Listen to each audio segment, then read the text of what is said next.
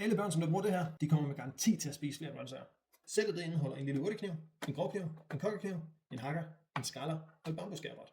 Det kommer i 2 farver, rosa eller grøn. Og det, som der gør vores knive super fede for børnene, de er ekstremt sikre. Skrælleren, den er designet, så man kan holde den på flere forskellige måder. Så om de bare ønsker sådan der, eller min favorit, bjørnegrebet.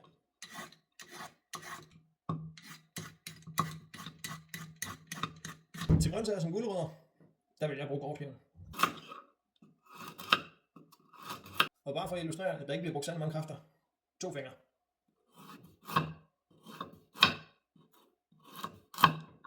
De andre 2 knive, de har et lidt finere skær.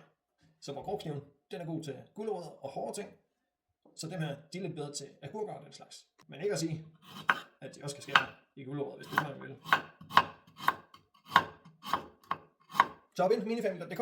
Vi vil glæde os til at sende sådan en her sted til dig.